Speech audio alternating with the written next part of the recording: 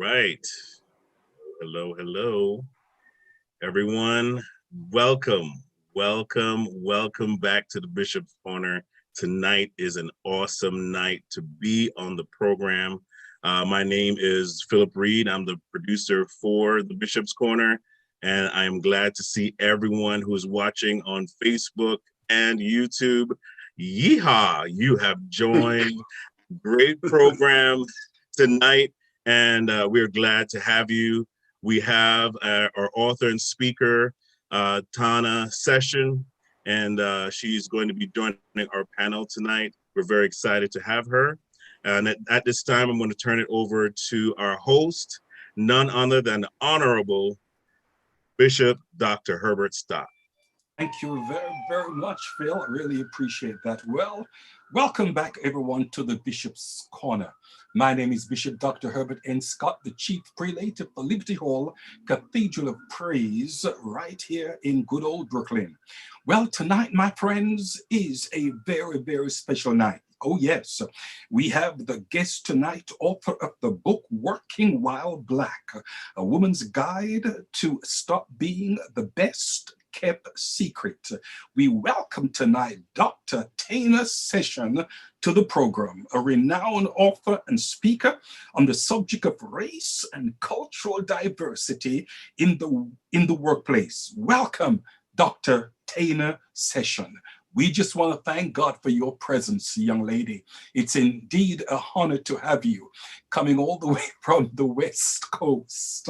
God bless you richly. God bless you richly. Question, yeah. Dr. Session, please just tell us a little about yourself. Sure. Well, first and foremost, thank you so much for having me here on the Bishop's Corner. It's truly an honor. And I'm looking forward to this evening and spending time with you and all of your guests here today on your multiple platforms. So again, thanks for having me. So yes, I'm Dr. Tana M. Session. I'm an organizational strategist, international speaker, and best-selling author. And first and foremost, I like to let people know I'm a wife and a mother. So before all the accolades and everything else that happens in my life, those are my two most important jobs. And sometimes I do pretty good and sometimes I don't, depending on the day. But I have over 30 years of human resources experience. I've been in the diversity and inclusion industry or field, if you will, since 2007. And I spent 30 of those years as the top HR executive for different organizations.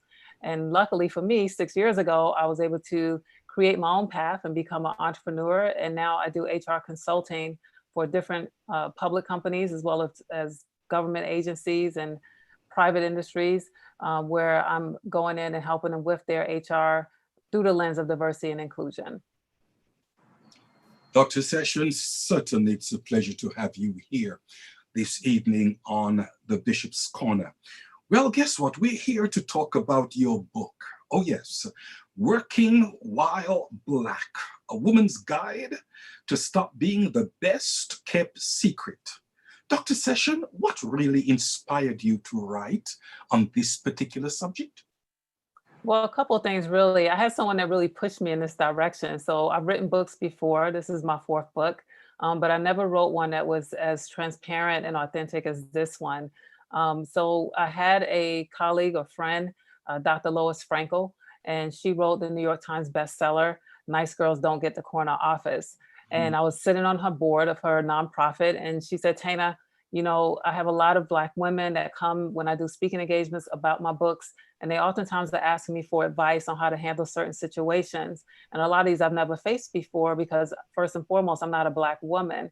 And she said, based on your background and your experience, especially the fact that you've been, you know, the head of HR for different organizations, I can only imagine that you probably have a story to tell that can help address some of those issues that they've come to me with. And so she challenged me to write it. And I actually took people on a journey of my experience in corporate America, especially as I got into the leadership roles where I was the only Black woman. I was the only one who looked like me, sometimes the only woman sitting around the table. And it wasn't always a friendly experience. It wasn't what I thought it would be when I got there. You know, as they say, it's very lonely at the top. Yes. And so I shared some of my experiences through that book. And then I was able to connect with other women to have them share theirs. So different industries, different phenomenal Black women in all different aspects of their career, all at the top of their game. But what I found out was that we all experience a lot of the same issues. And so in the moment, you think you're the only one going through it. And sometimes you think you're crazy or that you're Mhm. imagining things. But when speaking to them, I realized, oh, we need to be able to provide strategies and make this a toolkit that other women can use if and when, because they probably will if they're Black, encounter some of these same issues. And so that's what inspired me to write the book. And yeah, I'm really excited about it. Okay, thank you very much. Well put indeed.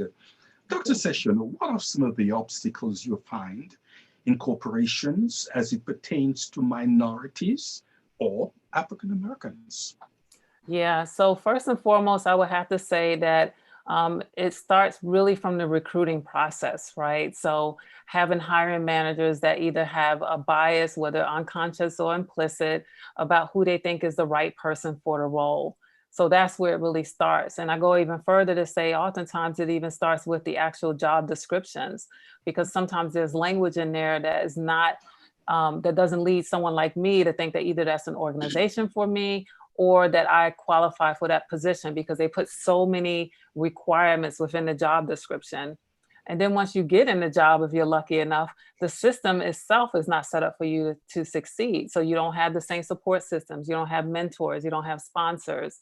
And then you reach a wall or a plateau where you end up not being able to grow your career as quickly or as swiftly as others that don't look like you. So Mhm. that's what I've experienced as, being the head of HR as well as my own career path. Okay, beautiful. Question. After a reader has completed reading your book, what would you like them to take away?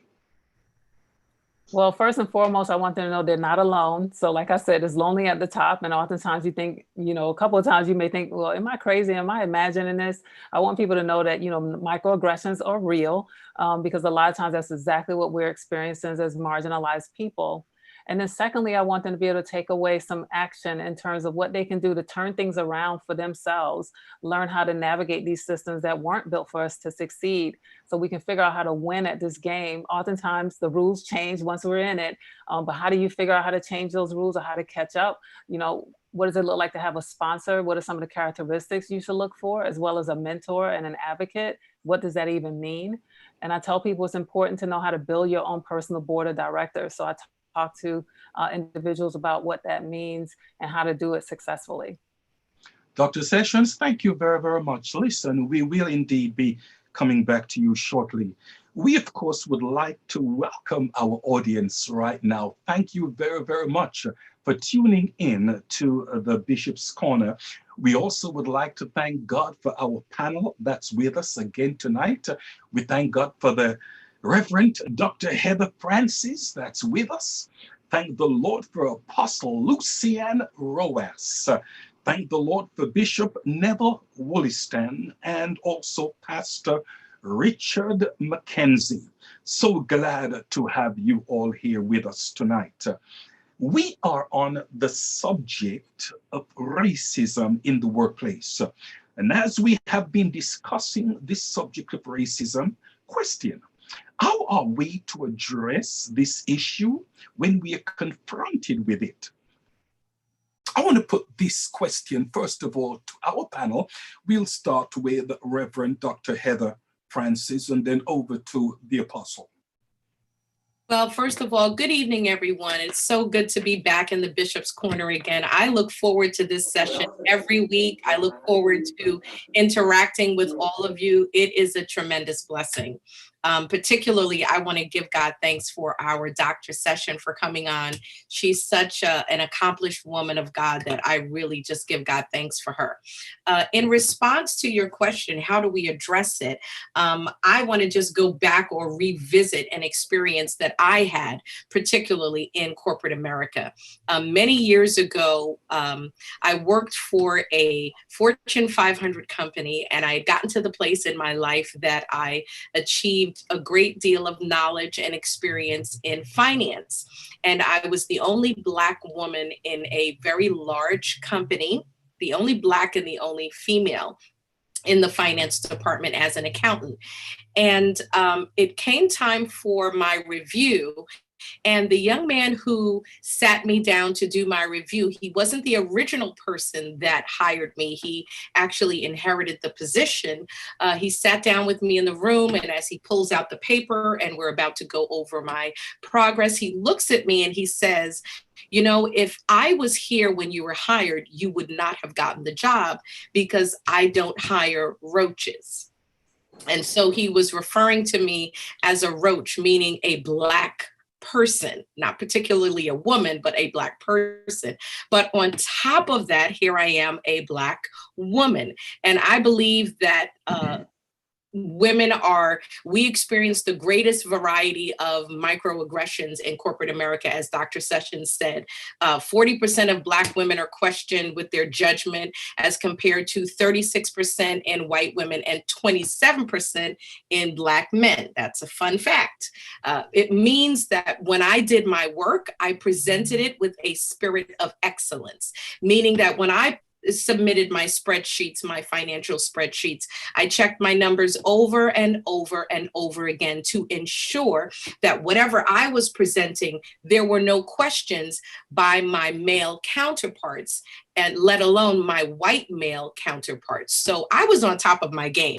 I made sure that I crossed every T, I dotted every I did exactly what was expected of me and even exceeded that. I was salaried, so therefore I put in the extra hours to accomplish my job. And I made sure that if I had to be there from 9 to 5, I was there from 7 to 7. So I put my time in just to make sure that no one had anything negative to say about me. And so I'm sitting there in front of this manager who's telling me that he wouldn't have hired me because I'm a roach. And immediately I became very offended. And of course, my response was to walk away. So I got up, I walked out, and I immediately went to the human resources department. And there was one young lady in there that was a sister, an African-American sister. She wasn't the head, but she was second in line under the manager. And so I thought, if anybody's going to have my back, this young lady is going to have my back. And so I go to her, I tell her what happens, because that's the protocol that we should follow in corporate America, right? If you experience racism, you should address it. So you go to human resources, you go to the system that has been put in place so that you can voice your grievance. And so I told her what happened. Of course, I was a bit angry, emotional at the same time, because this is my livelihood. At the time, I was a single woman. I'm paying my, I have to pay my bills. I have to pay my car payment, my insurance. I have bills to pay, but I'm not going to be belittled by anyone by any means, none at all. And so she looked at me, and after I calmed down, she said to me, I understand, I feel you, I empathize with you. I'm really sorry about what happened to you. But my suggestion to you is for you to go back.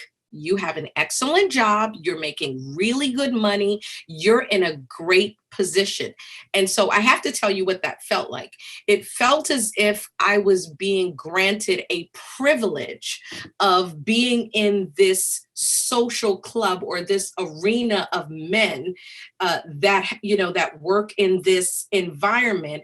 And despite my education, despite my achievements, despite my experience, despite my training, I was being told that I need to shut up and go back to my office, apologize, and get back to work. So to answer the question, how do we address it? You speak out. But what do you do when your voice is not being heard, or you're in an environment where they're not going to help you because they themselves are in fear of whatever the repercussions may be? So personally, I believe that you should address it, but there is a problem, because with me, I had to walk away. I gave my resignation and I walked away because I never felt so Black before, if I can use that terminology.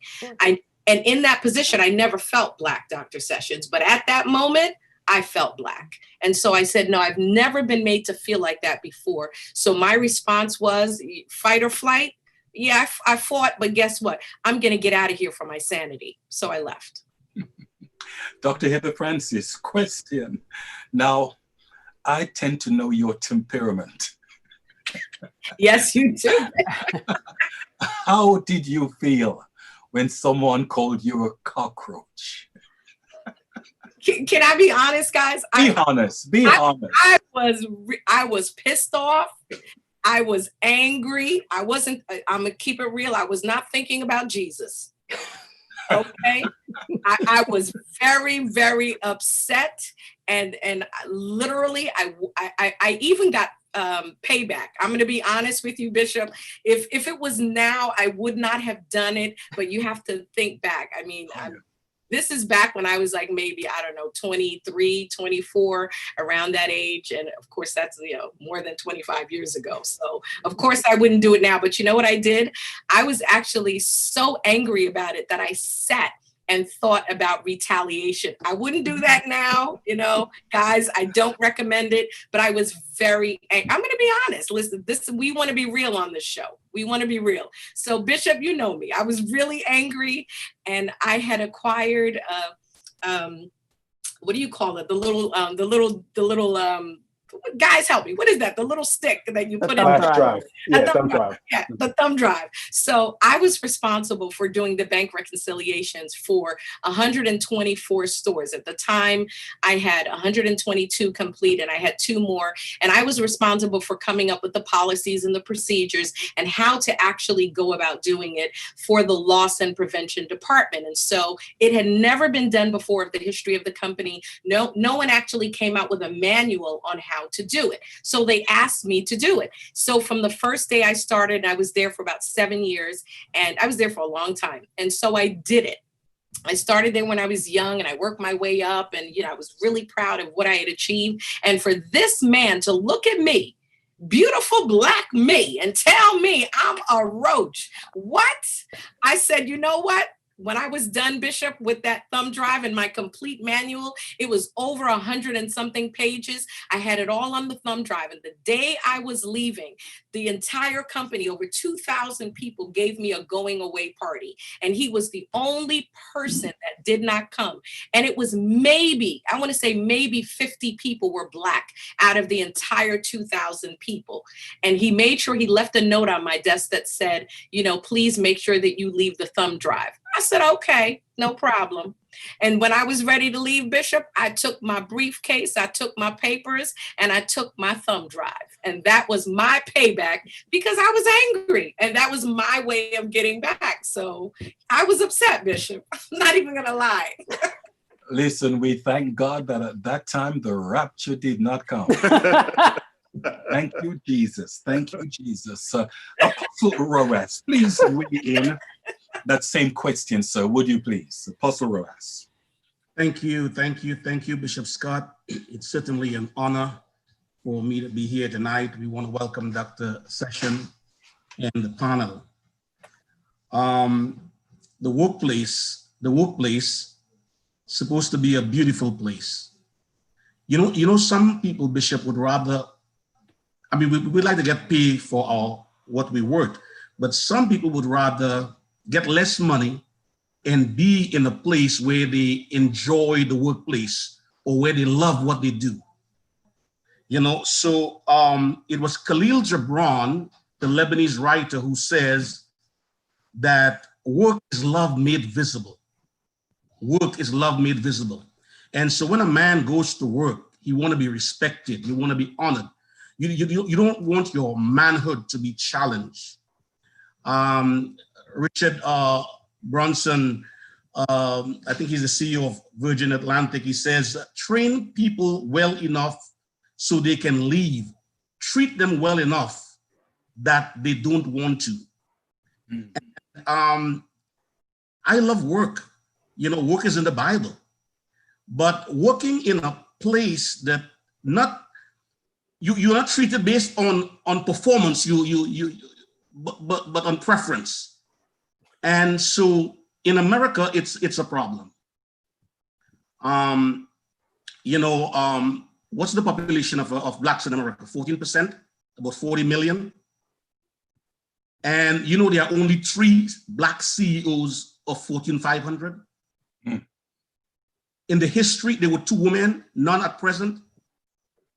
And I'm not just here to give you a bunch of statistics. In the NFL, for example, there are 70% of the players are Black. Only 3 coaches, no owner.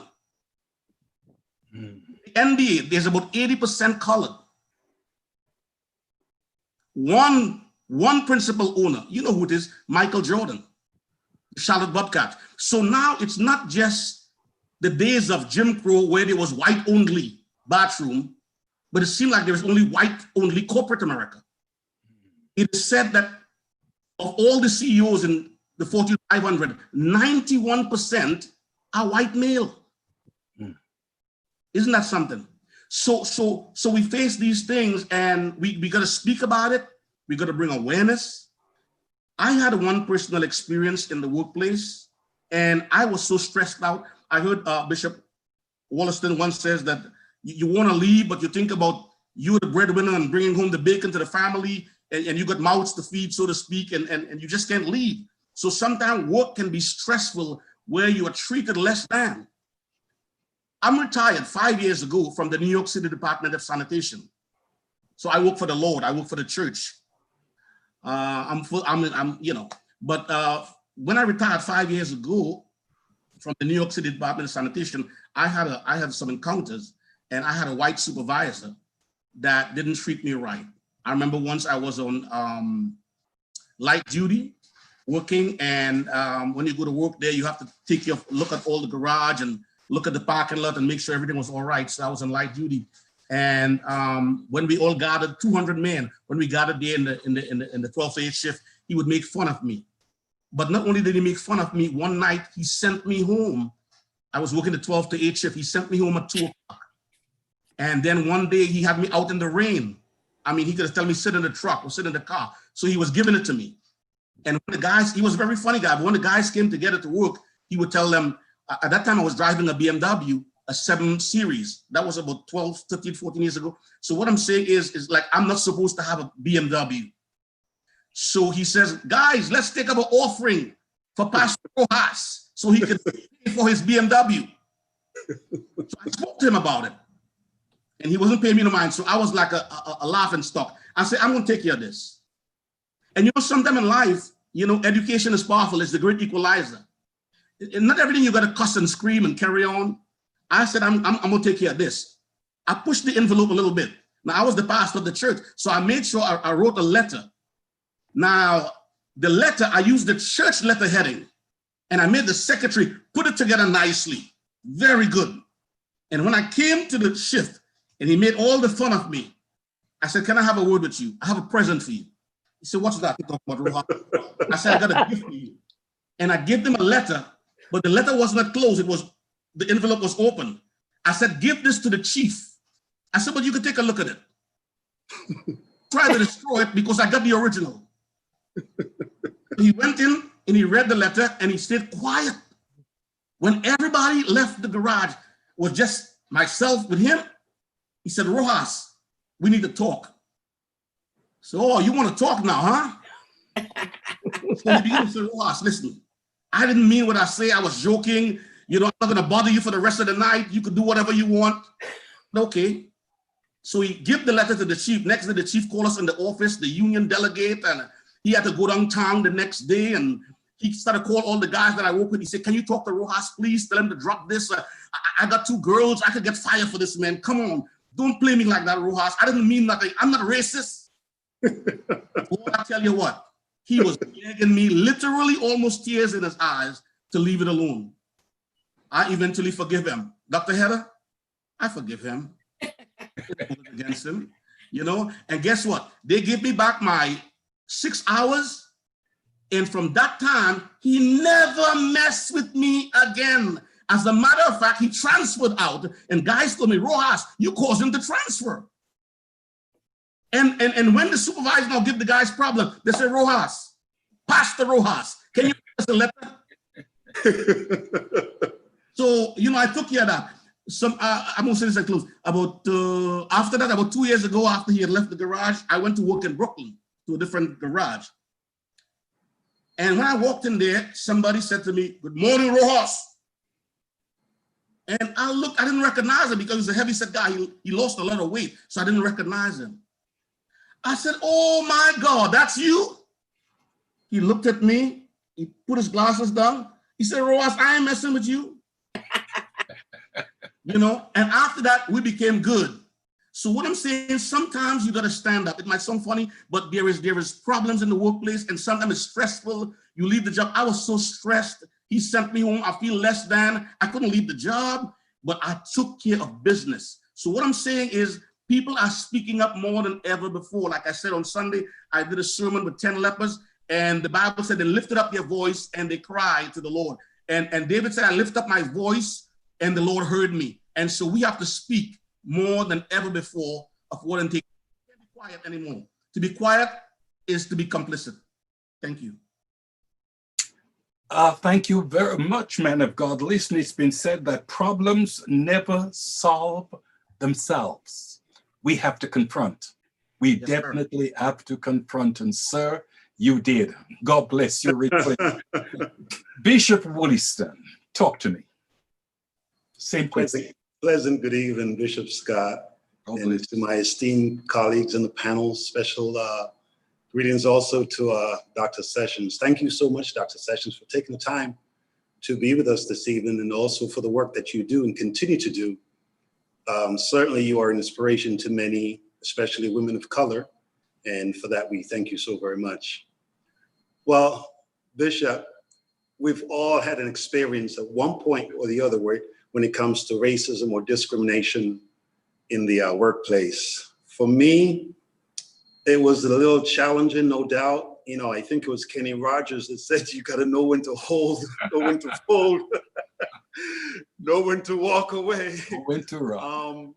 Yeah, for me, it was an experience that, again, had an impact negatively, obviously.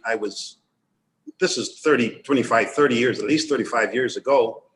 Here I am, young, married, couple of kids, my wife, only breadwinner, and had several unfortunate situations in regards to discrimination and harassment.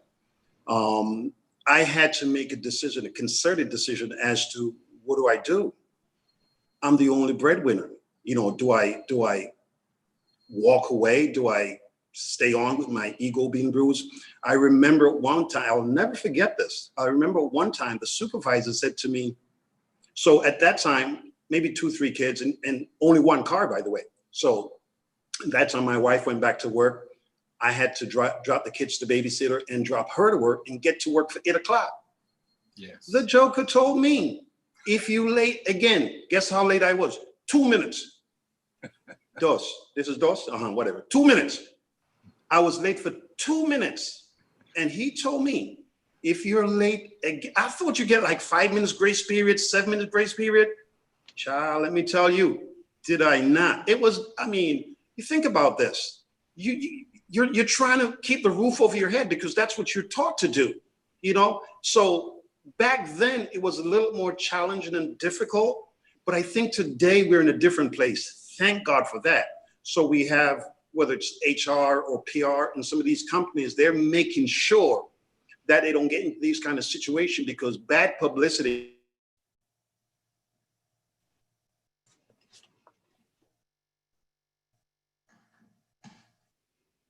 Freeze up.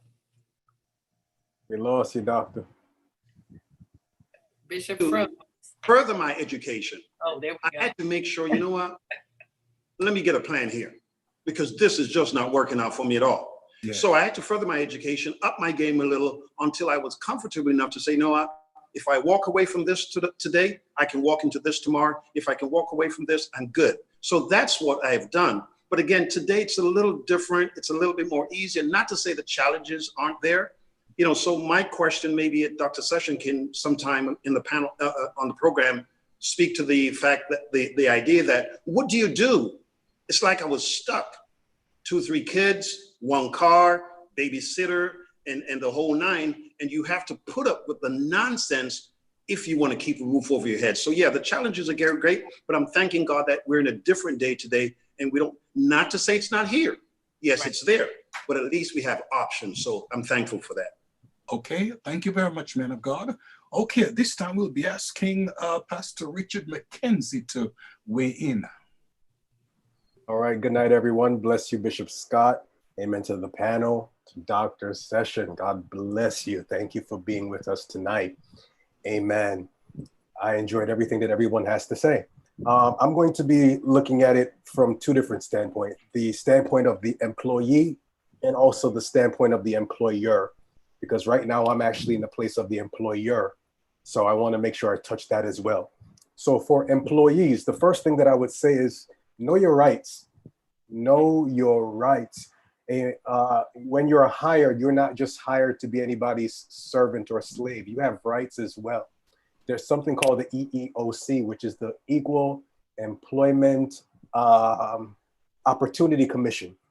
And what they do is it's a federal agency that makes sure that federal laws are observed in the workplace. In other words, that the employer cannot discriminate against you for whatever reason. And not only that, but they also protect you that if you are supposed to go and complain or make a complaint, I should say, that the employer cannot retaliate against you, because that's one of the biggest issues that employees face. You know, the fear of, the fear of retaliation. It's the truth. And especially as Bishop Wollaston was just saying, you know, if you're not financially secure and you know that you have children, you have rent, you have all these things, the first thing that you think about is, if I lose this job, what's going to happen to me? What's going to happen to my family? And these are real things. These are real things. But there are agencies that have been created to protect us against such retaliation. Does it always work when we go to them? That's a different story. Because we heard Dr. Francis's testimony about what happened when she went to HR. You know, they're set up to help us, but not all the time do they actually help us. Second thing, as everyone has said already, speak up. Speak up. If something is happening to you, speak up. Listen, we've talked about racial discrimination and gender discrimination, but another discrimination that I specifically faced many moons ago was age discrimination. Especially when you're young in a workplace, they try to take advantage of you because they feel that you're naive. And especially, as I said to you guys, when you have a car, they send you here, there, and everywhere. I recalled, some years ago when I was like 18, 19, I was working at a specific place and I was promoted to be a store manager. I was the youngest store manager in that division. And guess what they did with me? They sent me to every store, Manhattan, Staten Island, Jersey, all over the place to clean up other people's mess. My mom used to hate it. My mom used to say, why you don't quit the job? Why you don't? But you know, you're young, you have a sense of pride. You don't want to, you don't want your parents to think that you can't handle yourself. I know they're listening right now and I know I'm going to hear it, but you don't want them, amen, to think that you can't handle yourself. So I went with it. And what happened was, the more time I spent in everybody else's store is the less time that I got to spend in my store. And then my store started to go under. And then all of a sudden it was time for DM visits. And I had to spend 48 hours consecutively in the store, facing and making sure that everything was right for the visit. Why? Because I was naive and I was young and I had bills to pay. So I did not want to speak up and they took advantage of me. So it is important. Listen, especially in 2020, you have a voice, speak up. Something going on, speak up about it. Next thing, contact HR.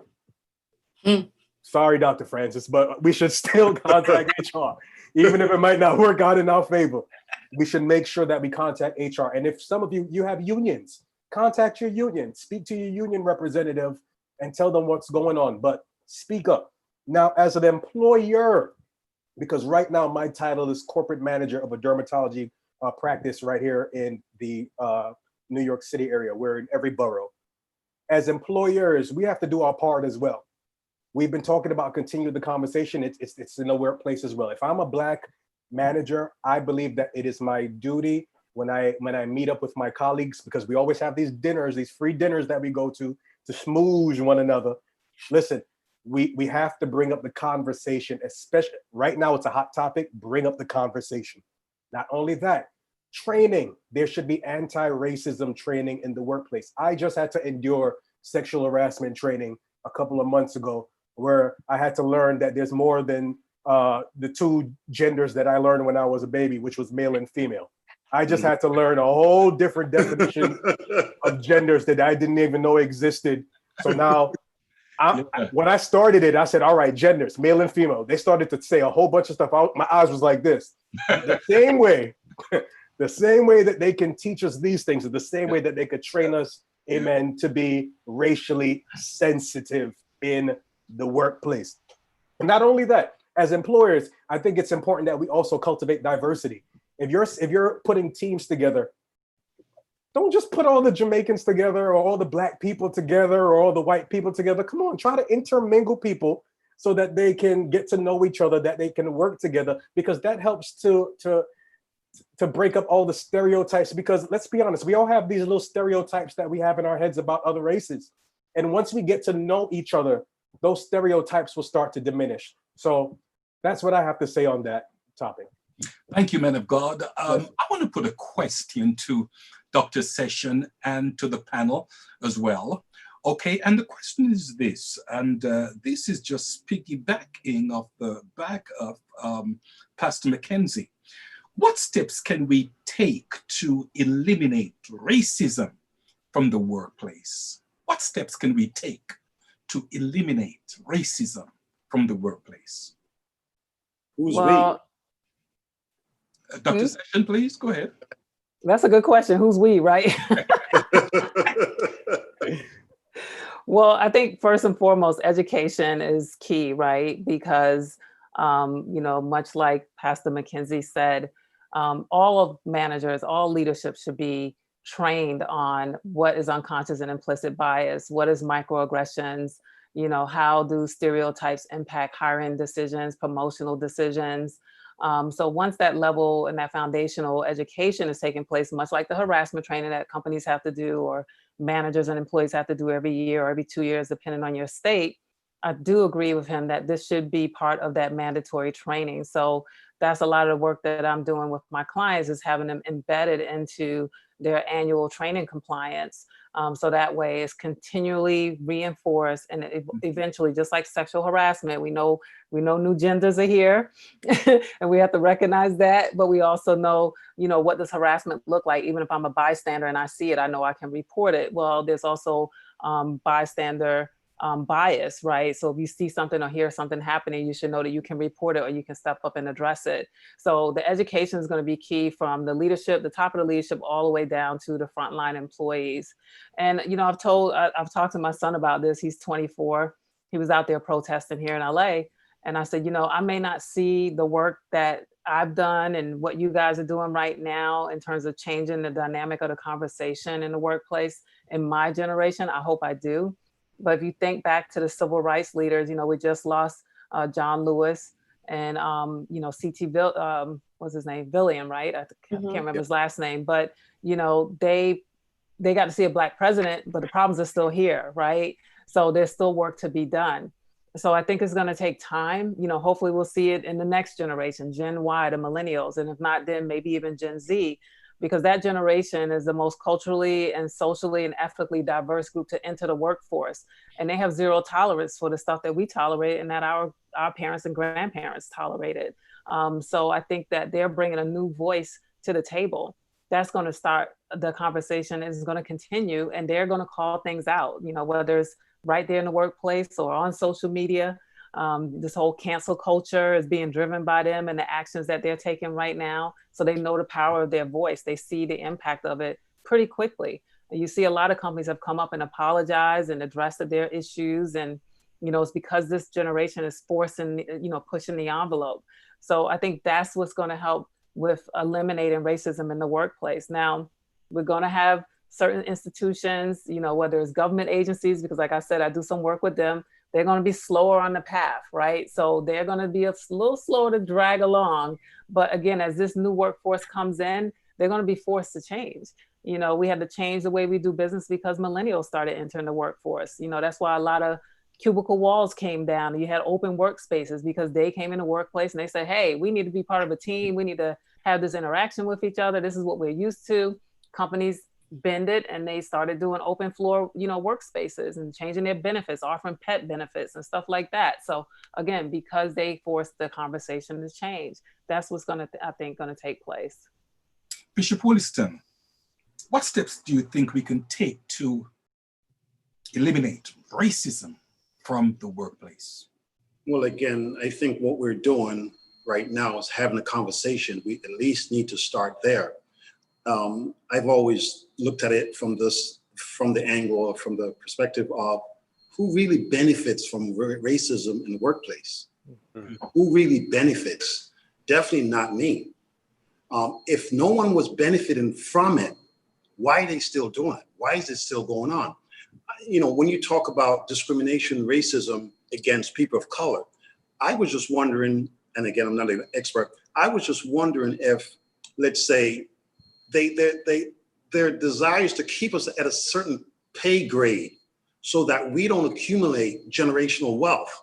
Because if I'm just struggling to pay regular bills, no saving, no investment, no nothing, and I've had situations where when I go for review, numbers are great. I've worked in management. Numbers are great. Only Black. Numbers are great. They find some and I'm saying, how do you do this? The numbers. I make my bosses make money. Buy that new boat, get a second boat. And they're telling me, well, again, I was naive. I'm in my 30s. I had no clue. And so then they benefit because looking at the bigger picture, why do they want me to get a boat? Why do they want me to improve myself? That's not what they want. They want to keep me at a level where I'm a slave, so to speak, and make them make money. So again, who does it really benefit? And what's the bigger picture?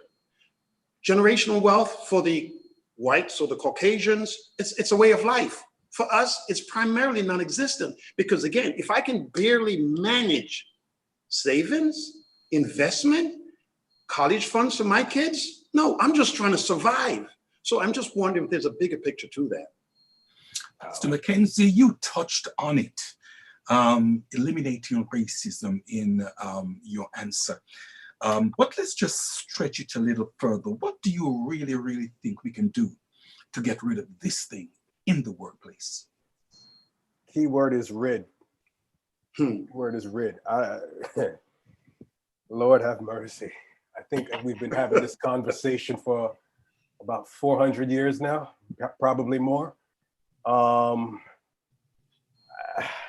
don't know if we can get rid of it, Bishop, but what we can do is do our best, is what we've been saying, continue the conversation, spread the awareness, educate ourselves, educate others, and see what can be done. I mean, as Dr. Sessions said, we may not see it in our lifetime. I mean, I know Bishop Austin's gonna get me for this one. I might be a little younger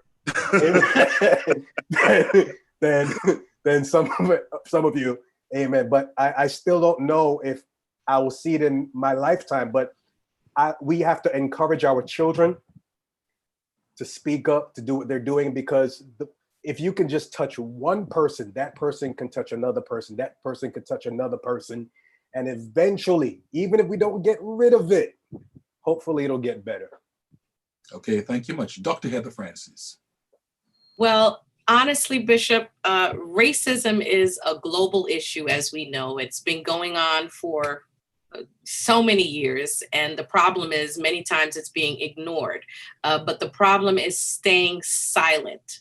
If you experience it, say something. If, make your voice heard, because people are listening and they will respond. How are they responding? Well, we're hearing about it. We heard about it from Dr. Session and also Pastor McKenzie. There are new things that are being implemented in the workplace that does make a difference. Also, we need to understand that our voice does matter. And I believe that even though we may have struggled, people like myself, we've struggled, but I still believe that we're successful because we've survived. We have survived these experiences. We're still here, that we can talk about it. And I particularly want to address Black women. I believe that Black women in leadership, whether it be in our organizations or in the community, in the workplace, if we don't have a voice, half the world is not being impacted. So I believe that we have to continue to have a voice. I believe that we need to continue to empower one another. What we're doing tonight is a great example of that. we brought someone on the line who is an expert in that field. She's written not just one book, not just 2 books, not just 3 books, but she's written 4 books now on the matter. Number 1, Get Your Career Life in Order. 2nd book, The Little Book of Motivation and Inspiration. 3rd book, Inside the Revolving Door. And now she's pre-selling the 4th book, which is what we're talking about tonight, Working While Black, A Woman's Guide to Stop Being the Best Kept Secret. When we empower one another, when we encourage one another as minorities, as African Americans, as women, as people of color, when we promote each other, that is a part of breaking down those walls of separation and prejudice. So this is the beginning. As both of you have said, we may not be here when the complete result of what we're doing, evolves or manifests, but this is a part of it. So if we can continue to do that, then guess what? That's success right there. And I believe that's a great part that we can do. Okay, thank you much. Apostle Roas. Oh, I'm a prisoner of hope. I believe. I'm a believer. We have been talking about this for the past how many years? Hundreds of years. But somebody once said changes. It's hard in the beginning, it's messy in the middle, but it's rewarding in the end. That's good. And change is coming. And in 2008, we had the first African-American president. Didn't mean everything was resolved. And I don't think there's one thing that we can point our finger and say, this is the reason. If we press this button, racism will go away. When Kaepernick took the knee, folks look at him as a troublemaker. I've seen cops took knees. I've seen politicians took knees. When the Black Lives started, we thought they were just a bunch of black thugs. But now companies are recognizing them. The Me Too movement. So I think people are being vocal and speaking up more than ever before. Can I say something? I'm not going to be prophetic tonight, but can I say something? Go ahead, Apostle. Can I go ahead, Dr. Francis? Can I go ahead? Go ahead. Go ahead. All right. I think, did you know that Joe Biden, the Democratic nominee, who quite possible could win this election, he declared that his running mate will not only be a woman, but a woman of color. Ooh, hallelujah. So I'm saying, what about he become, on the 21st of January, he's sworn in, a vice president as a woman of color. And Joe Biden in 2024 will be in his early 80s. Let's say he don't run again. The incumbent can be a woman of color. Ooh, hallelujah. Seeking, hey, don't look at me started now, seeking to be the president of the United States of America. So in 2008, we had a black man. Yes. Quite possible in 2024, we could have a woman of color in the White House. Prophesy. Well, listen, we black people built the White House, so there's nothing wrong with us. Time to change it. Time to change that name. Occupying the White I'll House. change the name. Now, one of the things I would like to say candidly is this, that black people did not create the problem of racism in the workplace. So please don't expect us to resolve it alone, seeing that we did not create it.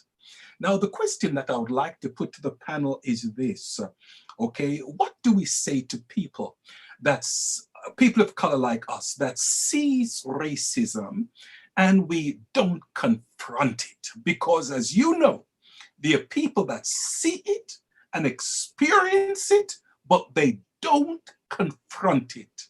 What do you say to people like those? I'm putting this to the panel in general. Dr. Session, would you like to weigh in on that? Yeah, I think someone said it earlier, silence equals acceptance or agreement, right? So you're complicit, so you can, and I saw someone ask a question if racism is just a black or white thing. It's not. It can even be within the races, Thank because we you. have stereotypes about our own people, right? Mhm. We have colorism, we have hair issues, we got everything going on.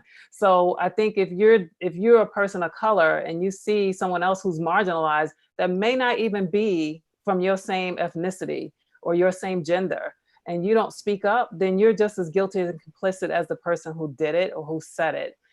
So I think we all have a responsibility. I tell people, people talk about white privilege, Mm. but I tell my clients, we all have privilege at different moments and times in our lives. And we all have power at different moments and times in our lives. I have privilege as a woman sometimes. I have privilege as a black woman sometimes. I have privilege as a light-skinned black woman sometimes. So I have to honor that when I see or hear someone saying something that is affecting another marginalized person. That's my time to be an ally.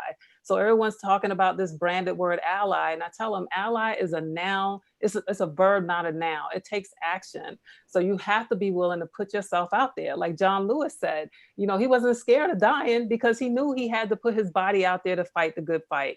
So Mm. I think it's impossible for us, no matter what your ethnicity is, to say that, oh, it doesn't impact me. Yes, it does, in one way, shape, or form, even if because we're all humans at the end of the day. So it's something that we all really need to look in the mirror about and really think about, what part are we even playing in this? And what can we do to really help change the narrative and the language and the conversation? Because we can't all play victim. We just can't. We can't sit back and say, oh, it's not my problem, it's for the white people to fix it. No, we all have a part to play in this. And it's true what you said earlier. We shouldn't have to live it and defend it. I agree with that. So yeah, some people need to educate themselves first before they come asking a bunch of questions. We shouldn't have to do the heavy lifting. But I think we also have a responsibility to have teachable moments every single moment that we can. Thank you much. Bishop Williston, what can we say to those that do not confront racism?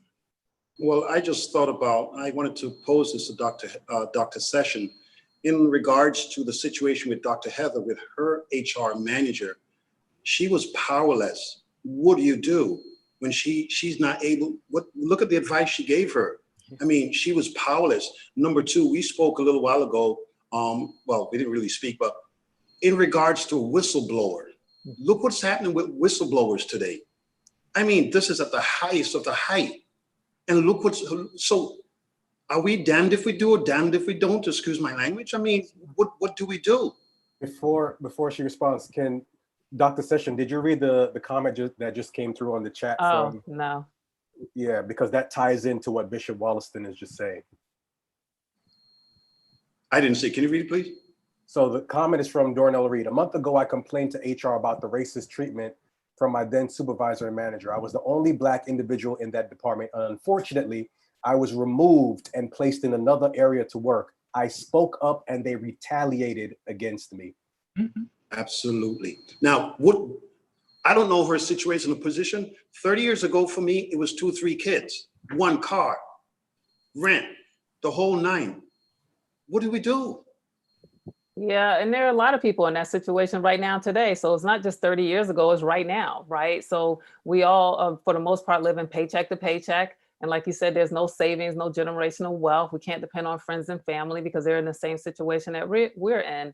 But what I do tell people is if it starts to affect you mentally and emotionally and physically, then that's a decision that you really have to decide, is this really the place for me? Maybe it means that you start planning your exit very, very quickly. You don't have to let your left hand know what the right hand's doing. And I tell people, let your current employer be your silent investor while you go and look for another job. Now, in this market, it's a little more difficult because we are impacted by all of these companies not necessarily hiring. The ones that are usually the what they call frontline employees right now, right? So not everyone wants to do that type of work. I get it. But I think there's other ways for us to really think about planning our exit. You mentioned that you didn't have the degree or the education at the time as well. That's a lot of people in that same situation.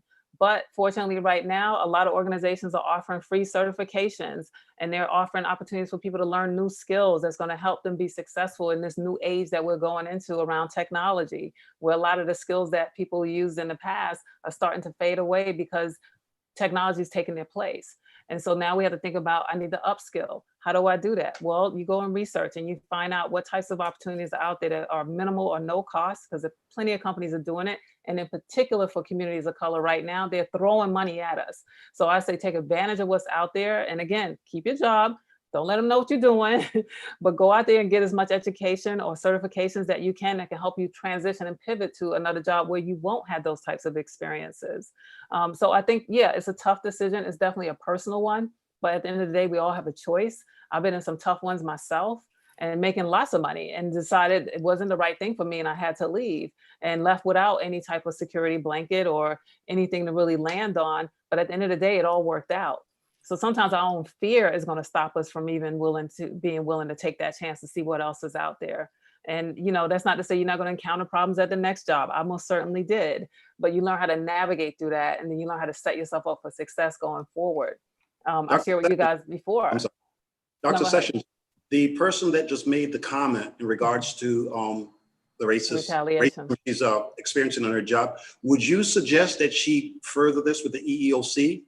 I would actually. I think if there's no one above the HR that she can go to, let's say whoever HR reports to, and nowadays, again, I don't know what industry she's in or what company she's in, a lot of companies are being a lot more sensitive about this because they don't want the negative PR. I think someone mentioned that too. So there is an opportunity now for us to have the voice that we didn't have before. And I say we should use it. So maybe that means writing a letter like, what is it, Apostle, I think Rojas said that he wrote. Yes. So perhaps you write a letter to the CEO and you let them know what happened. Now you want to make sure you dotting your I's and you crossing your T's, because if they come back and they go through your file and they find out that there was some other issues here, that's going to turn bad on you. I'm telling you that from an HR experience. So make sure your stuff is clean and clear, and then you take it to the next level. And if you still don't get results, then you go to the EEO, or maybe you do it in conjunction of, oh, and by the way, I want to let you know I filed a complaint with EEO. That's going to get a lot of people's attention, just like when Rojas did it on his job, right? Dr. Heather Francis, would you like to weigh in? What do we do to people, or what do we say to people that refuse to confront? Honestly, I agree with everything that's been said. If you're not saying anything, it just means that you agree with what's going on. It means you agree with everything that's happening. And how can you agree to injustice as a human being? I can't relate to that, especially people of color. So I believe that people of color, we need to stand together more. I said it before about empowerment. The greatest thing that we can do as a people is build one another up, build each other up. And the Bible even says that we should look at others and esteem them higher than ourselves. But do we really practice that? That's actually a great practice to do in life, because when you lift others up, you feel good about yourself. So why not do that when it comes to the workplace, when it comes to injustices?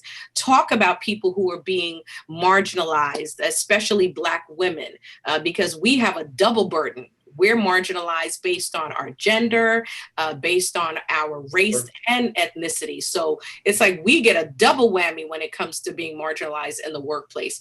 And unfortunately, it has a domino effect. When you don't say something or help someone else who's going through, as women, we carry a burden of having the effects physically. We have higher level of stress, anxiety, depression. And then, but yet still, we have to be these wonderful mothers. I'm a single mom, so I've been doing it for over 25 years. And then and if you're a wife, oh, you still have to be the wonderful, perfect wife on top of the stress and the anxiety. So overall, it affects all of us. When it comes right down to it, there's a lot of areas of your life, because then now your family life is being affected. So not saying something and not doing something is an injustice to each other. Apostle Roas. I think it was Benjamin Franklin who said an investment in education gives the best return. And going back to the word of God, it says, my people are destroyed for a lack of knowledge. And information is the greatest commodity on planet Earth. We need to be informed. As people of color, we can't just cuss and shout. We gotta use the power of the pen. And sometimes we gotta keep on speaking and keep on fighting. I mean, the girl said she spoke and people retaliate. But I think in this time and era, as Dr. King said, we will not remember the words of our enemies, but the silence of our friends. Mm. Even with racism in the workplace, but even what has been going on in this climate and this era, some of the, even I may say the white evangelical, they are not even saying anything. You know, today is for me, tomorrow's for you. They're not saying anything. I mean, some are speaking up more, and even the church. We like I said, we are having this conversation not because we are angry Black people, but it's relevant. It needs to be discussed. To have a conversation. And I'm not saying, yeah, we could swing for the fences, but like I was saying, let's just get a single. In NFL, let's get the first down.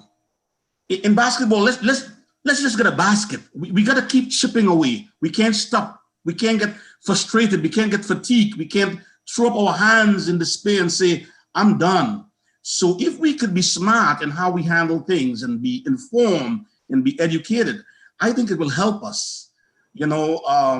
So I believe we can't stop speaking. Sometimes we feel like it falls on deaf ears, but we gotta be informed and speak and use our voice as a tool, as a weapon. Thank you much, man of God. Pastor Richard McKenzie. Praise God. Just to piggyback on what everybody has been saying, speak up. Reach out to your labor boards, as it's being said right now. Contact the EEOC. Listen, stop being somebody's beating stick.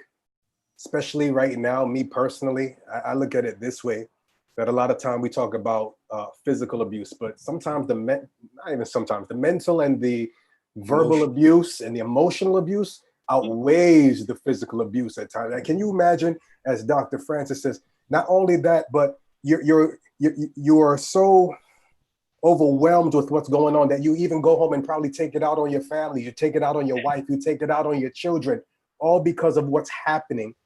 I can't live like that. I can't live like that. So if it gets to the point where it doesn't change, for me personally, I know it's time to leave. Because listen, if one door closes, listen, we're a practical bunch, but we're also a church, we're also a faith-believing bunch. If one door closes, I believe that God is going to open a better door for me.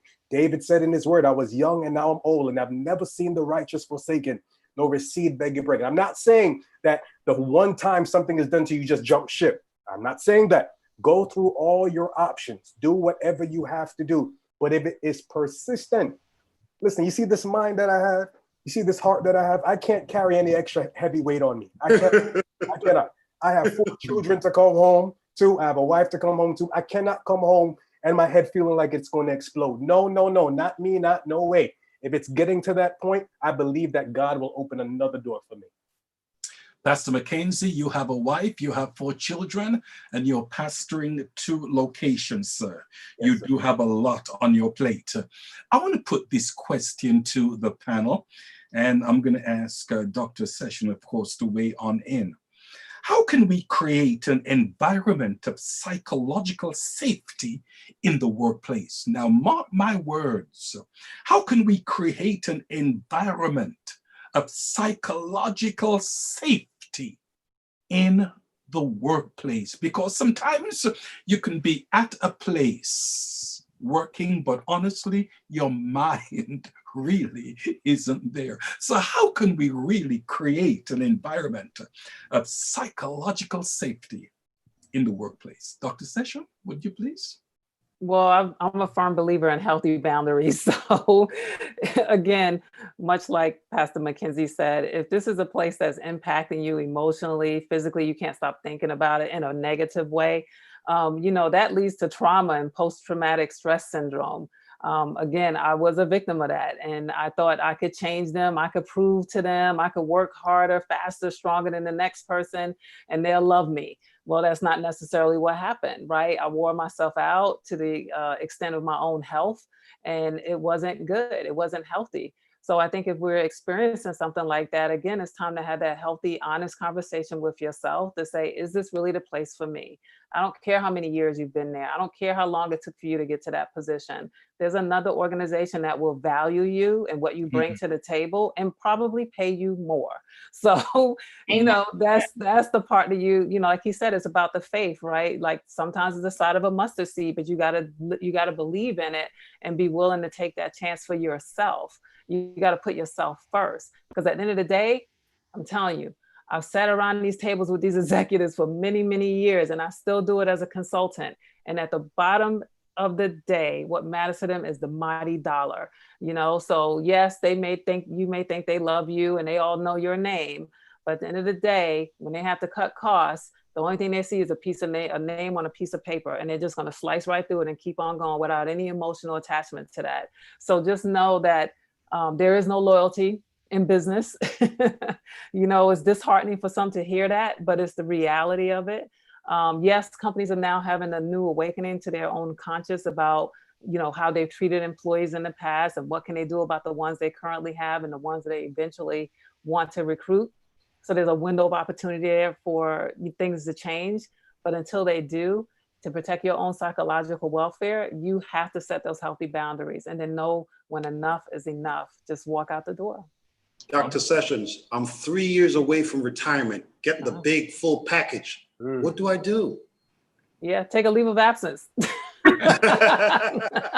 Don't quit. So hypothetical, by the way. Yeah, but that's real. It's ways to work the system. Okay. I've seen people go out on FMLA. I've seen people go out on workers' comp to ride that wave to get them to that date, right? So they haven't been terminated. They're not, they haven't quit. They're still an employee. And at the end of the day, they still I've seen it done. And I'm like, what can we do with this employee? How can we get them off payroll? We can't. They're protected. So, yeah. Use your options. Wow. Use your options. Oh, man. Gotcha. Thank Dr. you. Heather Francis, how can we create an environment of psychological safety in the workplace?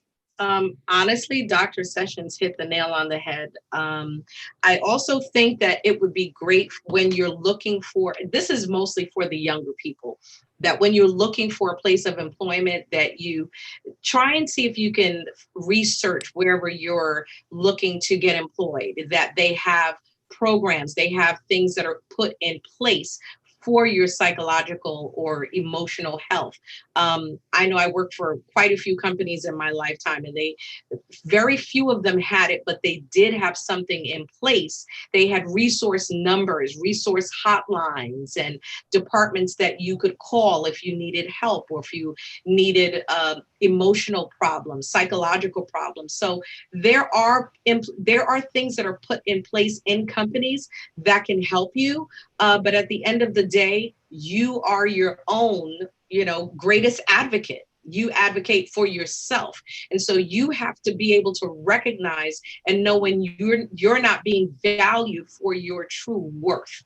So you have to know what your self-worth is. And once you know what that is, like, listen, I've always been a self-advocate, and I believe that I'm not going to allow anyone or be in any environment that devalues me or what I know my worth is. So it's very personal. I believe that your psychological and emotional health, it is personal, and you need to take ownership of that and be responsible for your own self and know when to fold. Amen. Is there anyone else on the panel that would like to weigh in on that? Very quickly, Yes. from the employer's perspective, because again, I told you I am one, we have to approach things from a human standpoint. I know Dr. Session just said that, a lot of times when we have employees, we consider them as numbers and we just look at the monetary value. And it's true, sad, but it's true, especially during this crisis right now, when you're trying to cut costs because you can't manage your overhead. You look at people as unfortunately numbers, but I believe that as employers, we should listen to our employees. We should be empathetic. Like, I literally had an employee some months before the pandemic come to me, and she broke down. And then I said, listen, just sit here, just talk. She had so much going on at home, so much going on with her baby father, so much going on with this one and that one, that she was literally at work but couldn't get anything done. I said, listen, if you need some time off, take some time off. I'm not going to fire you. I'm not going to let you go. You do what you have to do. You get your mental back together. And when you're ready to come back, you come back. Is every employer like me? And is every company like my company? No, unfortunately not. Unfortunately not. But if there are any employers listening, please just listen to your employees. They are human beings too. Please, they are. Dr. Session, I've had situations just like Pastor McKenzie's experience with the young lady. Again, this is 30, 35 years ago. I was told, keep your home business at home and we're here to work. Again, this was 35 years ago, 2, 3 kids. You stuck between a rock and a hard place. I know it's a different age right now, but my supervisors weren't as sympathetic as Pastor McKenzie say, okay, let's talk. No, keep your home business, because again, you are so correct. The money is bottom line. You make the numbers for them every month. And if you make 100,000 this month, you ain't making no 99 next month. It's got to be 110, up, higher. So the stress factor, I mean, it's unbelievable.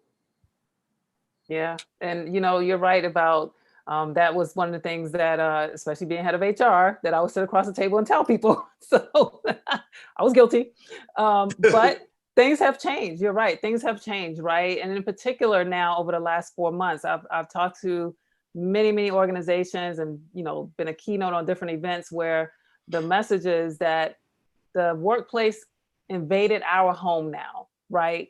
We didn't invite work to our house. We didn't say, come on in and follow me 24/7, be here 7 days a week because of this pandemic, right? So a lot of people are working remotely. So that has really humanized the workplace in ways that it never has before, where now managers are much more empathetic. They're much more flexible because they realize that, these people got a lot going on at home. They're starting to get a peek into it. I mean, you guys are getting a peek into my home right now, right? My husband's in the other room making noise. I had to tell him to close the door. Those types of things are happening all the time around the world. So a lot of the information that's coming out now is when and if we do go back to the workplace, it's going to be different because we've met each other in ways we never have before. We had these barriers up about who we were when we walked through those doors from 8 to 6 or 9 to 5 or 10 to whatever.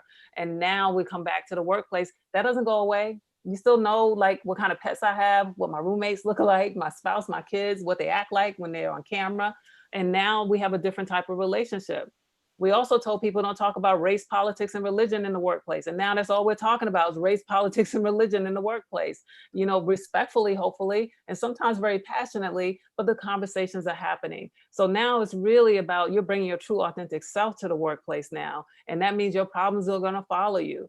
Plus we have this with us all day. So people can find us, we can get information just like that at the snap of a dime and react. Maybe our kids immediately need us or our spouse or significant other does. And now things are happening in the workplace. And also, by the way, I got to deal with this right now too. So those types of things are really starting to change the way people show up in the workplace. Again, I think it's gonna, when people go back to their offices, I know some people are already, but when we really can go back to, in the workplace, it's gonna really be different. I'm really convinced about that. Okay, Apostle, would you like to weigh in? No, I just want to say that I had a couple of people was frustrated with their jobs and wanted to quit. And in this pandemic season, it's hard to quit your job to get something else because so many places are closed. And I remember personally when I went through what I was going through on my job, it was so demoralizing. It was so depressing. It was such a stressful situation to deal with.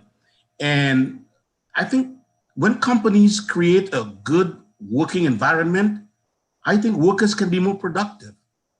I think they can even, the company more than likely would gain from a happy worker. I believe a happy worker is a more productive worker. So when the environment is healthy and peaceful and there's harmony, I think we can all perform better. But when you're performing under stress, it's such a hard thing, I mean, you spend so much time at work. Some people spend more than 40 hours a week at the workplace. And if the environment is toxic, somebody wants to, you can even bring it home to your house. It can affect your marriage. It can affect your health. So, you know, like Khalil Gibran says, work is love made visible. And work will be beautiful. You know, people should, I want to go to work this morning. I can't wait to go to work. I got friends there.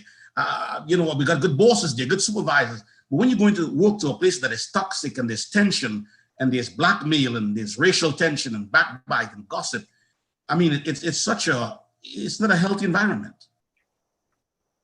Yeah. I'm not really into numbers, but let me just throw this question out. How common is racism in the workplace? How common is racism in the workplace? Is it everywhere? Talk to me. I don't know if it's everywhere. I think it depends on, you know, what kind of culture they've cultivated, right? So that's going to drive it. You know, Peter Drucker, he's a big HR expert and educator, and he said, culture eats strategy for breakfast. So if the company's culture fosters that from the top usually, or somewhere in the middle with some management level, then it's going to exist, especially if it's not addressed and there's no zero tolerance policy, which a lot of companies are starting to put into place now, is a zero tolerance policy on racism. I've never seen that before. And now I think it's also about, sometimes it's so embedded that you have to wait for so many people to leave for it to go away, right? Whether that's voluntarily or involuntarily. So I don't know that it's everywhere. I think there's definitely microaggressions, and then a lot of times there's going to be bias. Now, is that based on racism? Probably on stereotypes more so than racism. And some of those stereotypes can be based on racism, depending on their exposure or lack thereof.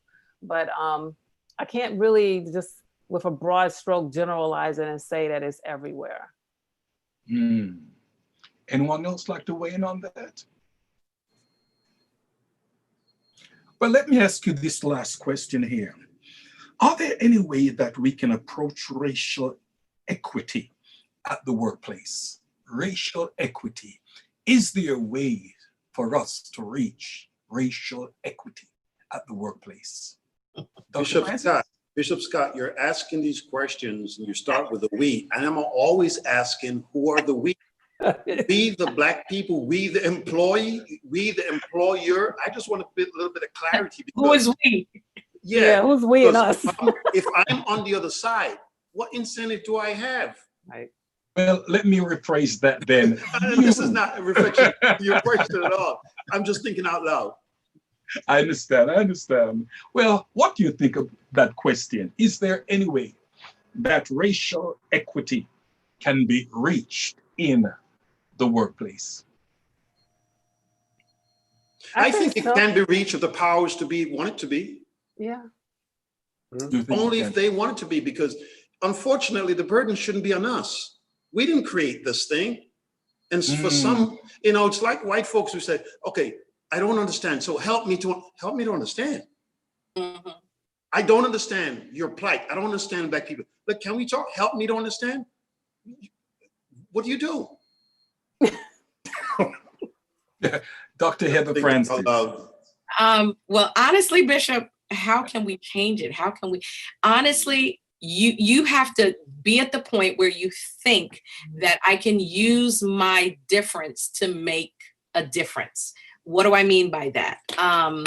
If I'm in a different position than you, if I have a different perspective than you, especially if I'm in a higher position than you when it comes to being in the workplace, then I can use the different status that I have, or the different platform that I have. If I can use my difference to make a difference in your life or in our environment, it's all about understanding that if you have something to bring to the table, and with what you have to say and your position, if you can make a difference, then do that. Use your influence. And many of us have influence in different ways. Sometimes people don't even understand or realize the impact that they can have and the influence that they do have.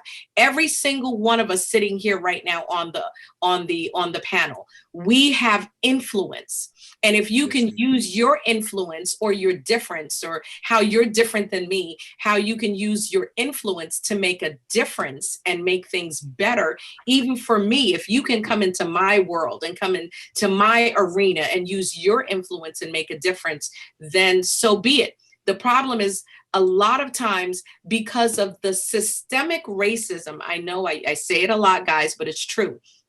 Because of the systemic racism that we have been born into, not just us, but our parents, whether you be immigrants or you were born here, because of what has been put in place, many times people don't have that understanding or that realization that you really can make a difference, and they don't understand their self-worth. And we have to get to the place where we realize we've been beaten down so much. Let's be real about it. We have been beaten down so much that we have to continue to build your own self. You have to get your own pom-poms, be your own cheerleader. And, you know, it's nice when you can have someone believe in you.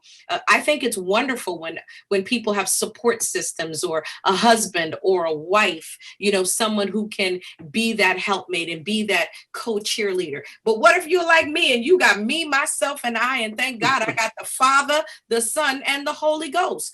You have to know who you are and be confident in who God has created you to be, and understand that your voice can make a difference. And so I have to realize that I can use my difference to make a difference. And if we can all understand that concept and that belief system, we can all, you know, be party to it and help.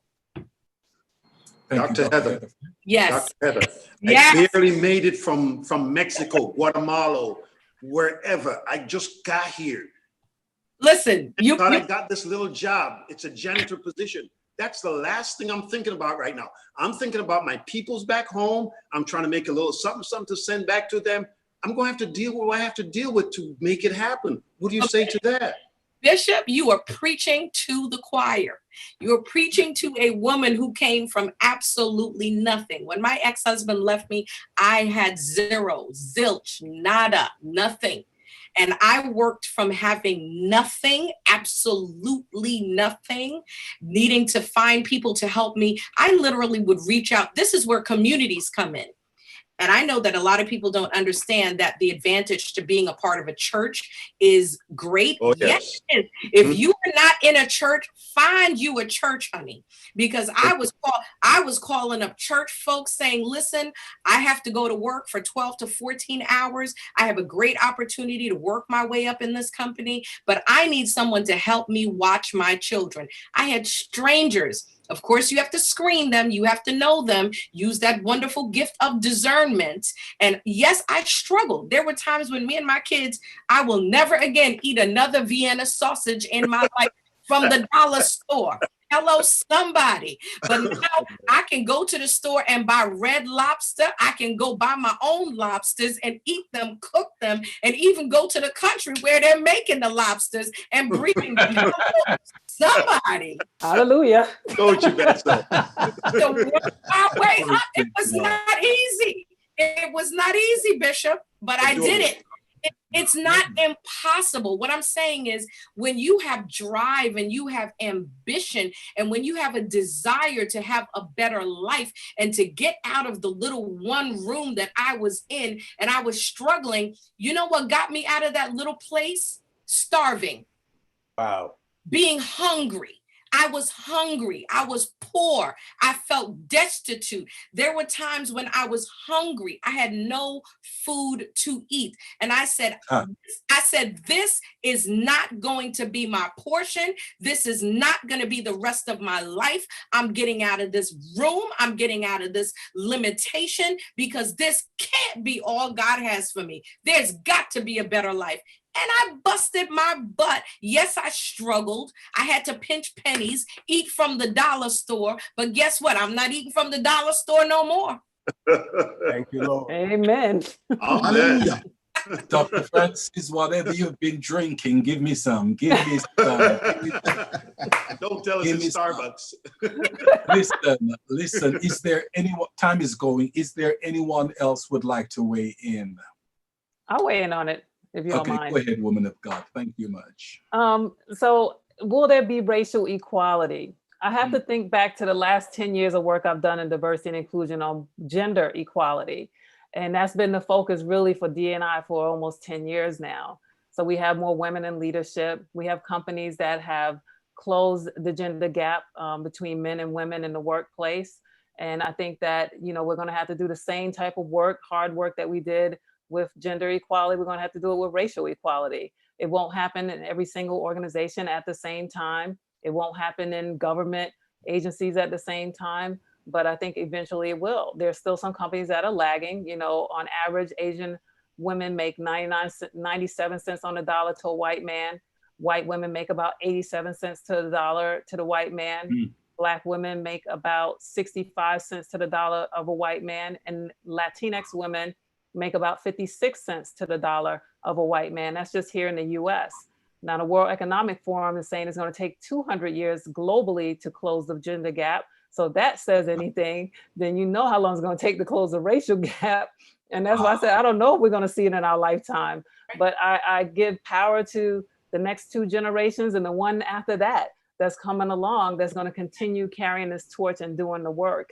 I think this tolerance level is going to continue to minimize, just like it is with the gender gap, where the next generation is coming in and saying, no, we're going to talk about salary. We want to know how much my white male counterpart is making, and I'm doing the same work. I need to be paid the same amount of money, or explain to me why I'm not. So they're being bold in those conversations. We're going to have to be bold in those conversations about the racial equality as well. Dr. Tana session, thank you very, very much for that. Listen, time is of the essence and it's time for us to close. But I'm going to give each one on the panel, starting with Dr. Heather Francis, then over to Bishop Williston, then to the Apostle, and then to Pastor Richard McKenzie. Last but not least, Dr. Tana session. Closing remarks. Dr. Heather Francis, you've got 30 seconds. Amen. We are in a different season. We're in a different world now. The world is revolving. It is changing every day. I implore you to change your mind's view, change your vision view of yourself, your situation, and life. And as long as you can believe it, you can achieve it. God bless you. Thank you much. I'd like to, if possible, have my remark in the form of a question, and that's to Dr. Sessions, if and when she's able to. So the question is, well, here's one of her statements: change small and change often. If you can, when you get your opportunity, elaborate on that. I'll be more than happy. And thank you again for taking the time to be with us. Apostle? Well, I just want to say thank God tonight. It was a beautiful session. I enjoy every bit of it. And it's just so important to address the issues. I don't think one conversation is going to change everything, but we got to be aware and conscious of it and talk about it and let our voices be made heard. Thank you. Pastor Richard McKenzie. Very quick. Speak up, know your worth, know your God, and let's create change. God bless. Dr. Session, it's all up to you. Okay, so I'll respond real quick. So change, much like Apostle Rojas said, is hard in the beginning, messy in the middle, and worth it in the end. And it takes little bite size. Sometimes you got to take baby steps to see the change. We have to constantly evolve, because what got you there won't keep you there. And that's one of the things that I tell my clients and people are looking for new jobs or new promotions, is that, yeah, you did a great job up to now. Now it's time to really stretch yourself to the next level. So that's where change often and change. Yeah, exactly. That's why it's so important to just keep that in mind. Thank you. Dr. Sessions, thank you very much. Panel, thank you very much. A job well done. I just want to take time right now just to promote our t-shirt that we have. Oh yes, our t-shirt, and that is so important. The Bishop's Corner t-shirt. Oh yes, it's on sale now. You can go to philippreed.org. philippreed.org. Okay, and that is so important. The next time we meet, I'm hoping that we'll all be wearing that t-shirt. Well, I just want to thank the panel tonight for a job well done, and Dr. Tana session. We just want to say thank you very, very much for coming on tonight and being such a blessing. Now, I know you can't hear this, but can we just put our hands together for her and give God a great God bless you for her presence tonight. Thank you very, very much. We also want to thank Phoenix National Business Group, amen, for a job well done. This program will be online every Thursday evening from 8 until 9:30.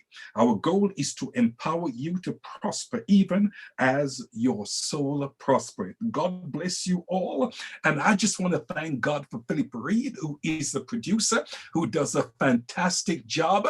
He is worth his weight in gold. Come on, put your hands together for Master Philip Reed. We thank God for him.